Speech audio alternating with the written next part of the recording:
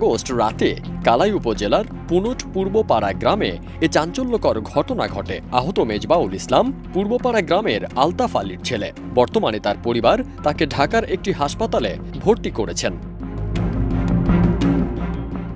Police ও স্থানীয় সূত্রে জানা গেছে, মেজবাউল দীর্ঘদিন ধরে এক গৃহবধূকে কুপ্রস্তাব দিয়ে আসছিলেন। 29 আগস্ট রাতে বাড়িতে একা পেয়ে তিনি জোরপূর্বক ওই গৃহবধূকে ধর্ষণের চেষ্টা চালান। এ সময় নিজেকে বাঁচাতে সাহসিকতার সঙ্গে গৃহবধূ ব্লেড দিয়ে মেজবাউলের পুরুষাঙ্গ কেটে নেন। পরে আহত অবস্থায় মেজবাউল লিঙ্গ হাতে নিয়ে পালিয়ে যান।